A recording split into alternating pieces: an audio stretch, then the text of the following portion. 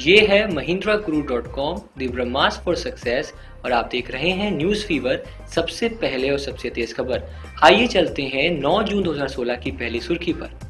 राष्ट्रपति प्रणब मुखर्जी को national order of the republic of Ivory Coast से नवाजा जाएगा। यह आइवरी कोस्ट का सर्वोच्च नागरिक सम्मान है।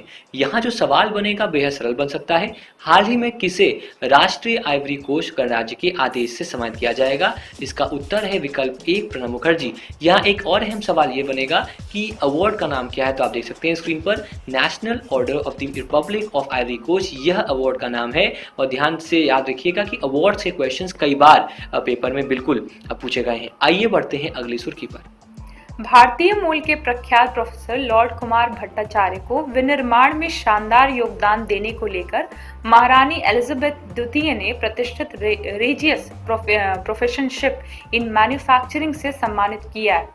जो मिस्टर भट्टाचार्य हैं, ये आईआईटी खड़गपुर के संस्थान से इन्होंने अपनी पढ़ाई करी है टेक्निकल, और दूसरा इन्होंने एक बहुत ही फेमस एक इनका ग्रुप भी है जो कि इन्होंने यूके में खोला है, जिसका नाम है वारविक मैन्युफैक्चरिंग ग्रुप, जो कि यूके जो सरकार है, गवर्नमेंट है या वहाँ की जो राज सत्ता है, उसको टाइम टू टाइम मैन्युफैक्चरिंग को लेकर के, एनर्जी को लेकर के और बहुत सारे जो इंपॉर्टेंट पैरामीटर्स होते हैं किसी कंट्री के लिए, उनके लिए अपने सजेशंस देते रहते हैं। इस पे सवाल ये बन सकता है कि किसको विनिर्माण क्षेत्र में उनके उत्कृष्ट योगदान के लिए महारानी एलिजाबेथ द्वितीय ने विनिर्माण क्षेत्र में प्रतिष्ठित रेगियस प्रोफेसरशिप सम्मान से सम्मानित किया। विकल्प 5 यानी कि कुमार भट्टाचार्य इसका सही उत्तर है। बढ़ते हैं दूसरी खबर की तरफ। भारत सरकार और एशियाई विकास बैंक ने उड़ीसा में सिंचाई के आधुनिकीकरण और जल प्रबंधन सुधार के लिए $120 मिलियन के ऋण समझौते पर हस्ताक्षर किए। ध्यान दें कि एशियन डेवलपमेंट बैंक जो है वो कई भारत के प्रदेशों में ऐसे निवेश कर रहा है, चाहे वो वाटर कंजर्वेशन की बात हो, चाहे वो सॉइल मैनेजमेंट की बात हो। तो एडीबी काफ़ी सजग रहा है भारत को लेकर।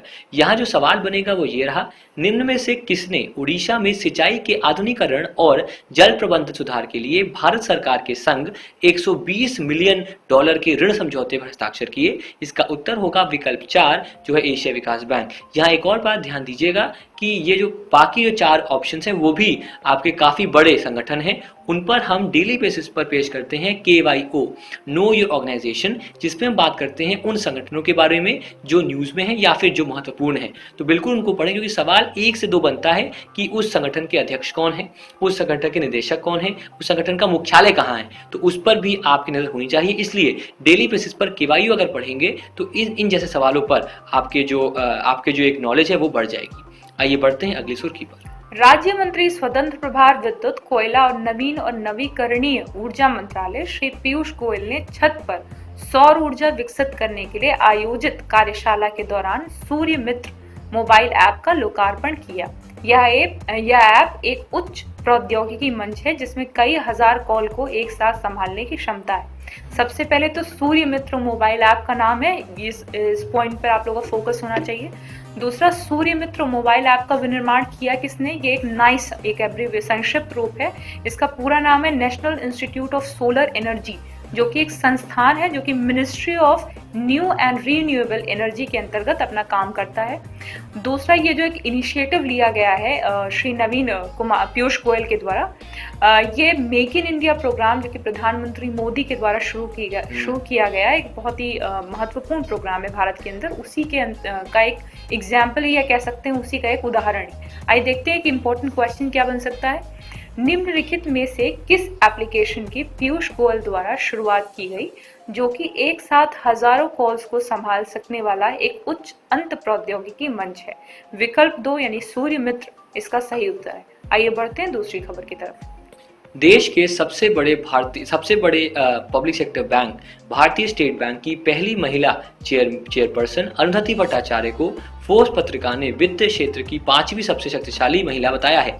इसके साथ ही उनके अलावा फोर्ब्स की 100 सबसे प्रभावशाली सूची में 4 भारतीय महिलाएं भी हैं और इनका स्थान जो ओवरऑल है इस सूची में वो है 25वां। अगर ध्यान दें तो चंदा कोचर 40वें स्थान पर हैं, किरण मजुमदार शॉ 77वें स्थान पे हैं, HT मीडिया की शोभना भारतीय 93वें स्थान पे हैं। यहाँ जो सवाल बनेगा वो ये बन सकता है, फोर्ब्स द्वारा जारी दुनिया की 100 सबसे शक्तिशाली महिलाओं की सूची में के अनुसार अरुंधति भट्टाचार्य का स्थान कितना है?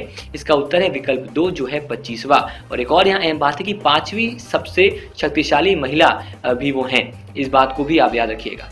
आइए बढ़ते हैं अगली सुर्खी पर। हिलेरी क्लिंटन ने अमेरिका की पहली महिला राष्ट्रपति उम्मीदवार बनकर इतिहास रच दिया है। व्यक्तिगत जीवन में बहुत ही उतार चढ़ावों के बाद हिलेरी क्लिंटन ने निश्चय ही एक ऐतिहासिक सफलता दर्ज की है। इन्होंने कम से कम 240 साल वर्षों पुराना एक रिकॉर्ड है जिसको इन्होंने आज जाके मतलब उसको तोड़ा इस रिकॉर्ड को। ये डेमोक्रेटिक पार्टी जो यूएसए में है वहाँ से उससे बिलोंग करती हैं। और बराक ओबामा की जो वहाँ पर एक मतलब उनके जो ऑफिशियल्स हैं उनमें एक बहुत ही इंपॉर्टेंट डेजिग्नेशन पर या पद पे इस समय है वो। आइए देखते हैं कि इंपॉर्टेंट क्वेश्चन क्या बन सकता है। अमेरिका की पहली महिला राष्ट्रपति उम्मीदवार हैं विकल्प 4 हिलेरी क्लिंटन, इसका सही उत्तर है। आइए बढ़ते हैं दूसरी खबर की तरफ। ब्राजील 2019 कोपा अमेरिका टूर्नामेंट की मेज़बानी करेगा। ब्राजील ने इससे पहले 1989 में कोपा अमेरिका की मेज़बानी की थी। ध्यान दें कि पिछले कुछ वर्षों से ब्राज़ील का जो एक प्रदर्शन है, चाहे फीफा वर्ल्ड कप में आपने देखा हो, बहुत ही खराब, बहुत ही दयनीय रहा है। उसको देखकर अगर इनके देश में ये होगा तो हो सकता है कि इनका जो एक बुरा दौर चल रहा है उससे उभरेंगे और फिर से ये चैंपियन बन के सामने आएंगे। कोपा अमेरिका जो है वो साउथ अमेरिका का सबसे बड़ा फुटबॉल टूर्नामेंट है। जैसे कि यूरो कप अभी होने वाला शुक्रवार से, उसी तर्ज पर साउथ अमेरिका का टूर्नामेंट है कोपा अमेरिका।